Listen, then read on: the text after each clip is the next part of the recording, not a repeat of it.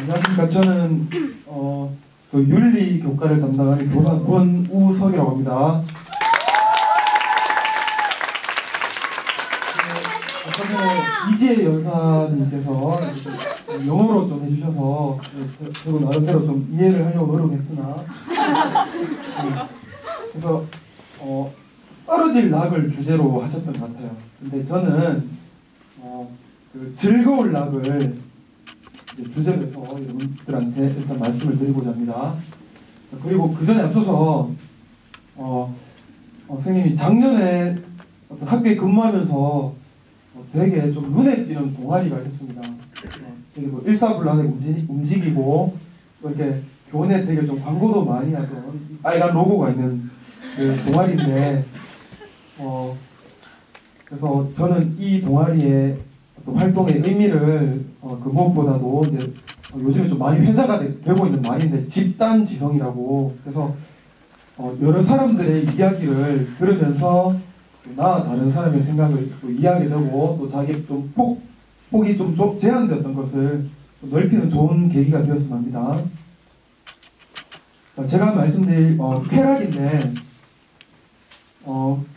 여기 음영으로 처리된 걸로 좀 감을 잡으시겠지만 쾌락의 어떤 양면성을 이제 말하고자 합니다. 그래서 쾌락은 인간이라면 당연히 또 바라고 또 희망하는 그런 어떤 중요 요소이기도 하지만 반면에 너무 또 무조건적으로 또 추구하다 보면은 아까 이지혜 연사님이 말하셨던 부분처럼 펄링 잘못하면 그렇게 될 수도 있거든요. 예.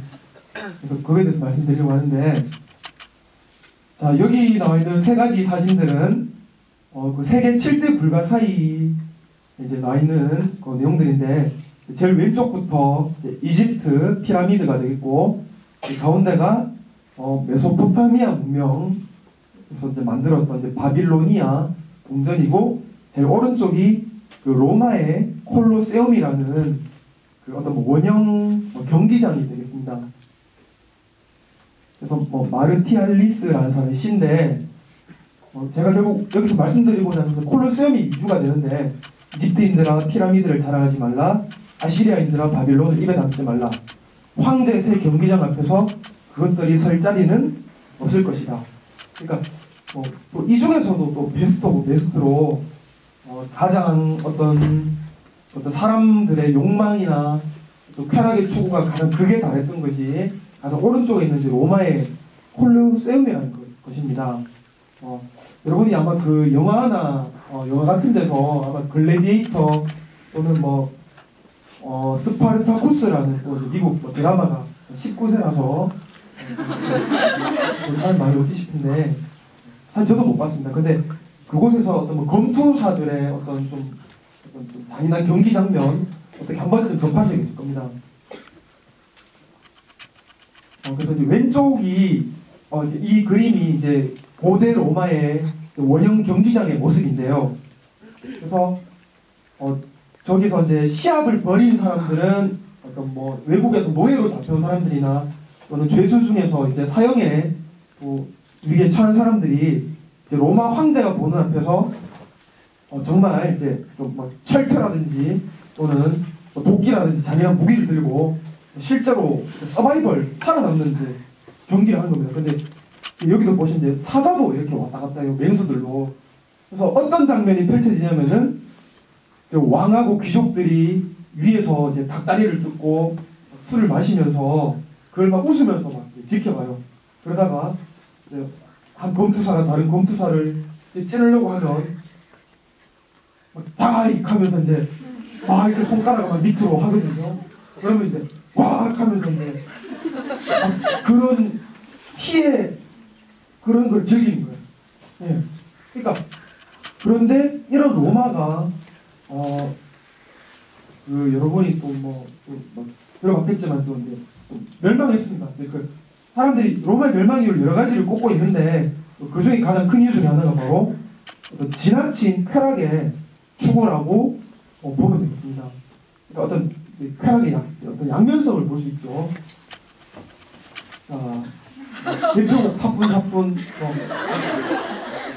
단발머리, 본인들이 되게 좋아하는 AOA가 있습니다. 그리고 먹방, 폭풍음, 식사를 합시다. 그래서 보지 못했는데 요즘에 아주 뭐랄까 어떤 식도락이라 그러죠. 어떤 음식을 되게 막 방방곡곡에 찾아다니면서 이렇게 또 그런 프로들이 많이 나오고, 또 아주 꿈의 성적표인데 삼국지를 살문한 거 보니까 문과생 같은데 만점 성적표네요. 와우. 그래서 쾌락이라는 말의 사전적인 유쾌하고 즐거움, 욕망의 충족에서 유쾌함입니다. 플레이저.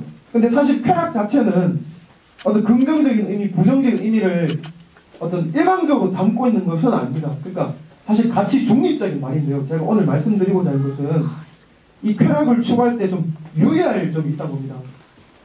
바로 그 에피쿠로스라는 고대의 어떤 그 사상가가 말한 내용인데 바로 쾌락의 역설이라는 겁니다. 역설. 역설이라 하면 그러니까 외견상으로는 되게 타당한 듯 보이지만 그 속에는 좀 반대된 논리를 담고 있는 것을 역설이라고 하는데 그래서 에피쿠로스는 결론은 쾌락을 너무 지나치게 추구하다 보면 오히려 그것이 고통을 가져온다라는 말을 합니다. 근데 에피쿠로스는 쾌락을 세 가지로 나눴거든요. 첫 번째 쾌락은 자연적이고 필수적인 쾌락입니다. 대표적인 것이 바로 식욕입니다.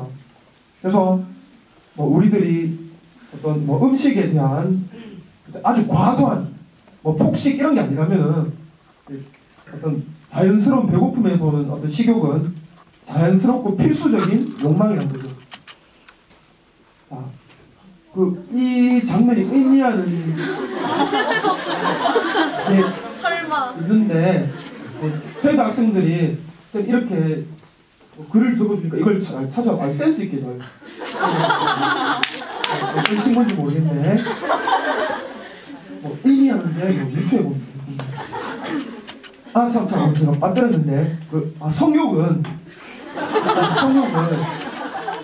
그 자연적이지만 필수적이지는 않은 욕구로 분류합니다. 에피쿠로스는. 식욕은 자연적이고 필수적인, 성욕은 자연적이지만 필수적이지 않은 욕구. 그리고 이분은 새누리당 대표인 김무성이라는 분인데 이분이 워낙 파워가 세서 박근혜 대통령도 이분의 말을 무시를 못하는 아주 정치권의 유명한 분인데 이것은 이제 정치 어떤 명예욕을 말합니다. 명예. 사실 또 긍정적이나 부정적인 말을 담으려고 하는 건 아닌데 에피쿠로스에게는 좀 부정적인 의미로 쓰였겠죠. 또 하나가 아주 럭셔리한 밍크 코트를 두른 중년 여성, 머리부터 발끝까지 아주 좀 이렇게 럭셔리해 보이는데 여기 사치를 상징한 사진이거든요. 사치. 그러니까 시계 방향으로 왼쪽 위부터 자연적이지만 필수적인, 자연적이지만 필수적이지 않은, 그리고 밑에 두 사진은 자연적인 것도 아니고 필수적인 것도 아닌 욕구를 말합니다. 그러니까 우리가 추구하는 어떤 명예 그리고 어떤 사치 같은 것들은 전혀 필수적이 아니니까 에피쿠로스라는 사람은 그것에 너무 얽매이지 말라고 이렇게 주장을 합니다. 그래서 쾌락의 역설이란 마치 여러분 빼빼로를 생각해보면 되겠습니다. 역설.